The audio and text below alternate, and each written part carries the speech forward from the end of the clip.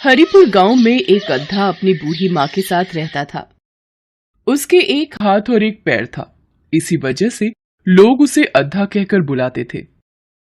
अद्धा जब अपनी बूढ़ी माँ को काम करते देखता तो उसे बहुत दुख होता था, पर अपने अपाहिज होने की वजह से वो चुप हो जाता था। एक दिन उससे रहा नहीं गया और वो अपनी माँ से बोला, माँ, मैं भी पैसे कमाने शहर जाऊंगा, फिर तुम्हें किसी भी बात की कोई तकलीफ नहीं होगी। देखना, हमारे पास बहुत पैसे होंगे। माँ, मैं शाम तक पैसे कमाकर वापस आ जाऊंगा। बेटा, तू शहर कैसे जाएगा? तेरा एक हाथ है, एक पैर है। तू अपनी देखभाल कैसे करेगा? और चला भी गया तो बेटा पैसे कैसे कमा पाएगा? माँ, तू बस जाने की इजाजत दे दे, बाकी मुझ पर छोड़ दे। मैं चला जाऊंगा। मैं तेरी और तकलीफ नहीं देख सकता माँ। ठीक है बेटा, पर शहर में अपना ध्यान रखना। मैं रोटी और सब्जी तेरे लिए बांध देती हूँ, रास्ते में खा लेना। माँ से जिद करके अद्धा शहर की बस में बैठ गया। उसे तो बस माँ के लिए पैसे कमाने थे। इसी आस पर वो घर से निकला था। कुछ घंटों में अद्धा शहर पहुंच गया। अद्धा पहली बार शहर आया था। वो इधर उधर घूमता रहा। वो कभी किसी दुकान पर काम मांगता, कभी किसी दुकान पर। इसी तरह वो एक पंसारी की दुकान पर काम मांगने पहुंचा। मैं गांव से काम की तलाश में आया हूँ। मुझे कोई काम मिलेगा? तुझे क्या काम दूं? है, तेरा तो एक हाथ और एक पैर है, तू क्या काम करेगा? नहीं नहीं, मेरे पास तेरे लिए कोई काम नहीं है, चल जा यहाँ से, जा। अब मैं क्या करूं? मैंने माँ को वादा किया था कि पैसे कमा कर ही गांव वापस लौटूंगा, पर यहाँ तो कोई काम नहीं दे रहा। चलते चलते अद्धा एक सब्जी मंडी में पहुंच गया। सब्जी मंडी में काफी भीड़ थी। अद्धा सोच में पड़ गया। यहाँ तो काफी भीड़ है। मैं ऐसा क्या करूं कि शाम तक मेरे पास पैसे इकट्ठे हो जाएं? पहले थोड़ी देर बैठ जाता हूँ, फिर सोचता हूँ। हाँ। अद्धा वही सब्जी मंडी में जमीन पर एक किनारे कपड़ा बिछाकर बैठ गया। तभी वहां से गुजरते हुए एक आदमी ने अद्धे को देखकर सोचा शायद कोई जरूरतमंद है। उसने 1 रुपए का सिक्का अद्धे के आगे रखा और चला गया। अद्धे ने सोचा, मुझे पता है मेरी हालत देखकर कोई भी काम नहीं देगा, पर यदि शाम तक मैं यहीं पर बैठा रहूं तो इस तरीके से मेरे पास बहुत से पैसे इकट्ठे हो जाएंगे। अद्धा वहीं बैठकर पैसे कमाने का सोचता है और जोर जोर से चिल्लाकर आवाज लगाने लगता है, अल्लाह देना ते देंदा जा, नहीं देंदा ते खसमा नूखा। अद्धे को बोलते देख वहां से गुजरते हुए लोग उसके आगे पैसे रखकर जाने लगे। कोई 1 रुपए का सिक्का देता, कोई 2 रुपए का सिक्का देता। ऐसा करते करते सुबह से शाम हो गई। अद्धा के पास बहुत सारे पैसे इकट्ठा हो गए। पैसों को देखकर अद्धा बहुत खुश हुआ। उसने सोचा, मेरे पास तो बहुत सारे पैसे इकट्ठे हो गए हैं, पर अब तो सुबह से शाम हो गई है। कुछ ही देर में रात हो जाएगी। अगर मैं इस वक्त गांव के लिए निकला तो रास्ते में चोर डाकू ना लूट लें। क्या करूं? कहां जाऊं? सब्जी मंडी में खड़ी एक बूढ़ी महिला लगातार अद्धे पर नजर रखे हुए थी। वो उसे सोच में डूबा देखकर उसके पास आई और बोली, बेटा, मैं बड़ी देर से देख रही हूँ, तुम कुछ परेशान दिख रहे हो। देखने में तो तुम भले घर के लग रहे हो। मुझे अपनी परेशानी बताओ, शायद मैं तुम्हारी कुछ मदद कर सकूं। माँ जी, मैं गांव से शहर अपनी बूढ़ी माँ के लिए पैसे कमाने आया था, पर अब सुबह से शाम हो गई है। मेरे पास ये पैसों की पोटली है। रास्ते में कोई लूट ना ले, इसलिए सोच रहा था रात गुजारने के लिए कोई जगह मिल जाए तो रात रुककर सुबह गांव लौट जाऊं। पर इस अनजान शहर में मैं किसी को नहीं जानता।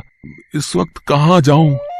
बेटा, अगर तुम मुझ पर विश्वास कर सको तो मेरा घर यहीं पास में ही है। तुम मेरे साथ चलो और रात में आराम से रुककर कल सुबह गांव वापस चले जाना। मेरे घर में तुम्हें किसी भी प्रकार का कोई डर नहीं। बूढ़ी महिला की बात सुनकर अद्धा सोचने लगा, रात में गांव जाना भी ठीक नहीं। इन अम्मा के साथ चला जाता हूँ। इस वक्त और कहाँ जाऊंगा? कोई जगह भी तो नहीं है। ठीक है अम्मा, मैं आपके साथ ही चलता हूँ। अद्धा कुछ सोचे समझे बिना ही उस महिला के साथ जाने को तैयार हो जाता है। घर पहुंचने पर महिला उसे कहती है, बेटा तुम हाथ मुंह धोकर यहाँ चारपाई पर बैठो, मैं तुम्हारे लिए भोजन लाती हूँ, फिर तुम आराम से सो जाना।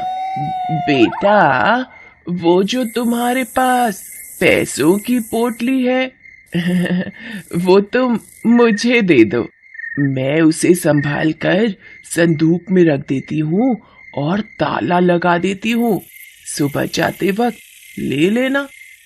अद्धा भोजन करके जैसे ही सोने लगता है उसे आवाज सुनाई देती है, इस अद्धे को तो एक ही बार में खत्म कर दूंगी, बस एक बार चाकू की धार तेज कर लूं, फिर तो इसका काम तमाम समझो। पैसे जोड़कर गांव ले जाना चाहता है, अरे मेरे हाथों से जिंदा बचेगा तभी तो जा पाएगा। महिला पत्थर पर चाकू घिसने लगी। उसकी इस हरकत को अद्धा सुन रहा था। वो थोड़ा चौकन्ना हो गया और नींद में होने का नाटक करने लगा। जैसे ही महिला चाकू की धार लगाने लगती है, अद्धा गुनगुनाने लगता है, माई आंख मटकान देया मैं वेख रहा तेनू, पत्थर चाकू घिसके तू अज मारेगी मैनू। अरे ये नींद में क्या बड़बड़ा रहा है, ये तो सोया ही नहीं, पहले इसे सोने देती हूँ फिर चाकू घिसूंगी। अद्धा फिर वही दोहराने लगता है। बूढ़ी महिला फिर चाकू घिसना रोक देती है। ऐसा करते करते पूरी रात बीत जाती है। अद्धा भी रात भर नहीं सोता। बूढ़ी महिला सोचती है, अब एक ही रास्ता है, इसकी पैसों की पोटली तो मेरे पास ही है, मैं थोड़ी देर के लिए बाजार जाने का बहाना करके घर से बाहर चली जाती हूँ, जैसे ही ये इधर उधर होगा तो उसी वक्त इसकी पोटली गायब कर दूंगी और बोल दूंगी कि चोर चुरा कर ले गए, थोड़ी देर रोएगा और चुपचाप यहाँ से चला जाएगा। ऐसे इससे मुझ पर शक भी नहीं होगा। अरे बेटा उठ गए, रात भर शायद तुम्हें नींद नहीं आई, मैंने देखा रात भर तुम करवटें ही बदलते रहे, चलो कोई बात नहीं, तुम नहा धोकर कुछ खा लो, मैं जरा कुछ जरूरी सामान लेकर आती हूँ। बूढ़ी महिला बाजार का बहाना करके घर से बाहर चली जाती है। तभी अद्धा सोचता है, यही मौका है इस चालाक बुढ़िया से बचने का। वो तो भगवान का शुक्र है रात में मेरी आंख नहीं लगी, अगर जरा सी भी चूक होती तो ये मेरा काम तमाम कर चुकी होती। अब इससे पहले ये बुढ़िया आए जल्दी से अपने पैसों की पोटली लेता हूं और यहां से भाग जाता हूं। अरे इस संदूक पर तो ताला लगा है, मुझे ये ताला तोड़ना ही होगा, पर कैसे तोड़ूं? तभी अद्धे को वहां एक पत्थर पड़ा दिखाई देता है। बड़ी मुश्किल से एक ही हाथ से जैसे तैसे वो पत्थर को उठाता है और ताला तोड़ने की कोशिश करता है। उसकी कोशिश कामयाब होती है और संदूक का ताला टूट जाता है। वो खुश हो जाता है और जैसे ही वो पोटली उठाने लगता है वो देखता है, अरे अच्छा, ये अपना 100 का नोट भी इसमें संभाल कर रखा हुआ है इस ठगी बुढ़िया ने।